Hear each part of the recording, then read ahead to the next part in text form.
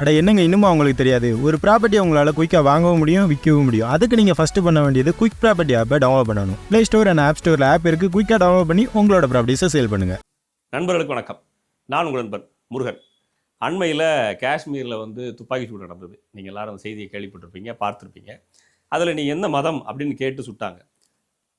அது அண்மையில் நடந்தது. இதுக்கு பல நாட்டினுடைய தலைவர்கள் கண்டனம் தெரிவிச்சிட்டாங்க. நாட்டில் உள்துறை அமைச்சர் செயல்பாடுகளை தொடங்கிட்டார். இரு நாடுகளில் போர் வர்றதுக்கான சூழ்நிலை கூட இருக்குது. இந்த சம்பவம் இது நடக்கிறதுக்கு கொஞ்சம் வருஷத்துக்கு முன்னாடி இருந்தே ஒரு கட்சி, அந்த கட்சியினுடைய தலைமை, கட்சியினுடைய முக்கிய பொறுப்பில் இருக்கிறவங்கலாம் இந்த மாதிரியான சம்பவம் நடக்கிறதே சரிதான் அப்படின்ற கோணத்திலே பேசியிருக்கிறாங்க.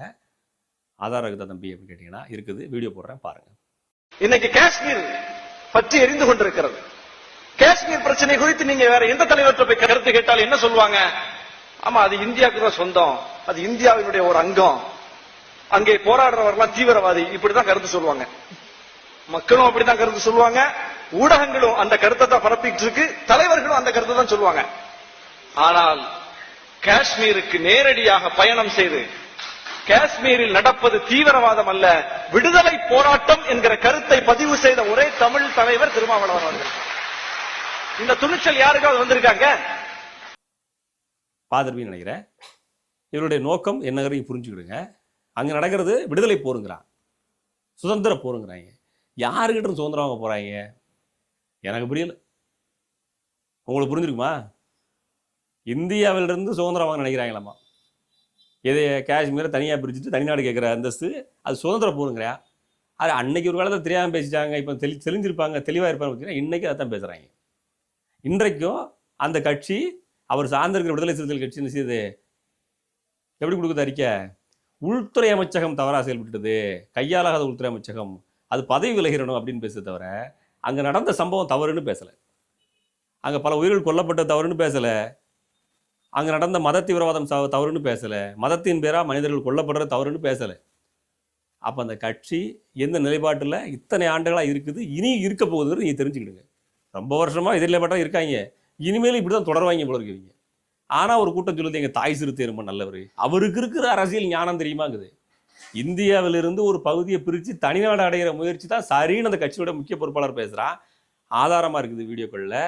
இவ்வளவு ஆண்டுகளுக்கு அப்புறம் அந்த கட்சியோட தலைவரும் அதே பேச ஆரம்பிக்கிறாப்புல. தனிநாடு அப்படின்றத மறைமுகமாக சொல்கிறாரு.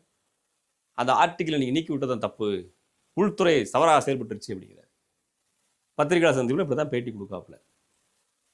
அப்படின்னா நம்ம நாட்டினுடைய அரசியல்வாதிகளுடைய நிலைமையே பாருங்க.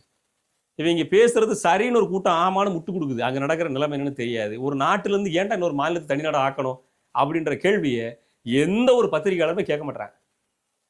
ஏங்க, இந்தியாவுக்குள்ள ஒரு மாநிலங்க அது, அதை ஏங்க இந்தியாவில் தனியாக பிரிக்க நினைக்கிறீங்க? நாடு சுதந்திர நாடு அடைகிற முயற்சி, அது அவங்க சுதந்திர போட்ட தியாகிகள்ங்கிறீங்க. யாரடா தியாகி? எந்த நாட்டிலேருந்து ஒரு நாட்டை பிரிக்க நினைக்கிறீங்க? யாரா நீங்களா அப்படின்ற கேள்வியை ஒரு பத்திரிகையாளர், ஒருத்தவங்க கூட ரிப்போர்ட் கூட ஆம்பளை இல்லை போல இருக்கு, ஒருத்தவங்க கூட கேட்கலைங்க. எதுக்கு கேட்கலைங்க? நாங்கள் இப்போ இந்தியாவை 4ஆம் தூண், நாங்கள் தான் இந்தியாவை காப்பாற்றணும்னு சொல்கிற எந்த பத்திரிகையாளர் இது வரைக்கும் கேட்கல. விடுதலை சிறுத்தை கட்சியுடைய நிலைப்பாடு ரொம்ப வருஷமாக இப்படி தான் இருக்குது. திமுகவோட கூட்டணி வச்சிருக்கிற கட்சியினுடைய நிலைப்பாடு ரொம்ப வருஷமாக அப்படி தான் இருக்குது. யாருமே கேட்கல. ஏன் கேட்கல? விளம்பர வருமானம். இந்த நாடு எப்படி போனால் எனக்கு என்ன? அரசியல் தலைவருடைய சிந்தனை இந்த நாட்டை சீரழிக்கிறதா தான் எனக்கு என்ன? விளம்பர வருமானம். இதைத்தான் மீடியாக்கள் ஃபோக்கஸ் பண்ணுது. பொதுமக்களாக இருக்கிற நாம தான் ஒரு விஷயத்தை புரிஞ்சுக்கணும். இந்தியா நம்ம நாடு. இதை துண்டாடுற முயற்சியோட சிந்தனையோடு செயல்படுற எந்த கட்சியாக இருந்தாலும், எந்த இயக்கமாக இருந்தாலும் அது நம்ம நாட்டுக்கு தேவையில்லை. அந்த தலைவர்களை எதிர்த்து கட்டாயம் நம்ம செய்யணும். சோசியல் மீடியாவில் குரல் எழுப்பித்தான் ஆகணும். மீடியாக்காரன் கேட்கல, உங்கள் கையில் ஒரு ஆயுதம் இருக்குது, செல்ஃபோன், அது நீங்கள் வச்சு செய்யணும், குரல் எழுப்பித்தான் ஆகணும். இது நம்ம நாடுங்க. வர்றவன் போகிறவன் பூரா தமிழ்நாட்டில் இருந்துக்கிட்டு அந்த ஸ்டேட்டை பிரிக்கணும், அதை ஒரு நாடாகவே அறிவிக்கணுங்கிற கணக்கு கொண்டு வராங்கன்னா அங்கே இருக்கிற ஒரு மனநிலை என்னவா இருக்கு? ஒரு பக்கம் நம்ம நாடை கட்டி காப்பாற்றணுங்கிறதுக்காக நம்ம எல்லாரும் செய்கிற வரி கட்டி இராணுவத்தை கட்டமைச்சு இராணுவ வீரர்களுக்கு சம்பளம் கொடுத்துட்ருக்காங்க. பல இராணுவ வீரர்கள் உயிரை விட்டாச்சு. எதுக்காக? நாடை பாதுகாக்கிறதுக்காக. இவங்க அசால்ட்டாக அந்த மாநிலத்தை பிரித்து அவனுக்கு கொடுத்துருங்கிறது. பிரித்து யார்ட்டா கொடுக்க போகிறேன் கேட்டால் பக்கத்தில் இருக்கிற பாகிஸ்தான் கட்டுப்பாட்டில் கொடுக்கு. அது பாகிஸ்தான் கட்டுப்பாட்டில் இல்லாமல், இந்திய கட்டுப்பாட்டில் இல்லாமல் அது தனி நாடாக செயல்படட்டும் அப்படின்றாங்க. சரி, தனி நாடாக செயல்படுன்னு வச்சுக்கிடுவோம். என்ன மாற்றம் வந்துடும் அதில்?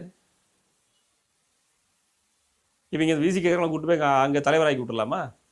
ஒத்துக்கிடுவாங்களா? அவங்க அங்கே இருக்க ஒத்துக்கிடுவானா? முதல்ல உங்களை ஒரு ஆளுமையோட மதிக்க மாட்டாங்க. இதான் உண்மை.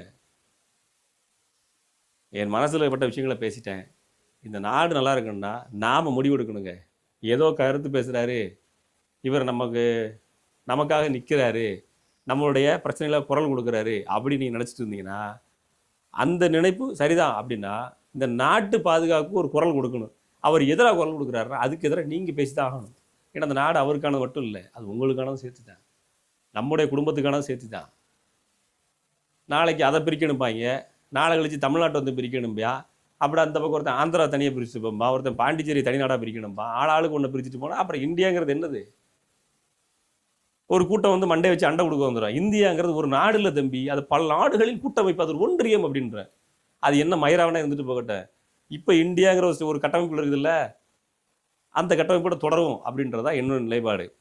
இல்லைங்க அந்த நிலைப்பாட்டில் தவறு இருக்குது அப்படின்னா அது இருந்துட்டு போகட்டும். ஒரு நாட்டினுடைய சராசரி குடிமகனா என் நாடு இப்போ என்ன கட்டமைப்பில் இருக்குதோ எல்கையை விரிக்கலாமே தவிர எல்கையை சுருக்கக்கூடாதுன்றதை என்னோட எதிர்பார்ப்பாக இருக்குது. அடுத்த பதிவில் உங்களை சந்திக்கிறேன். நன்றி. உங்களோட பிஸ்னஸை நீங்கள் விளம்பரப்படுத்தணும்னு நினைக்கிறீங்களா? அதுவும் வெறும் டீ குடிக்கிற காசில். அதுக்குன்னே இருக்குது நம்மளோட நாம் மீடியா. ஸோ இன்னும் ஏன் வெயிட் பண்ணிக்கிட்டு இருக்கீங்க? உடனே உங்களோட பிஸ்னஸை விளம்பரப்படுத்துங்க.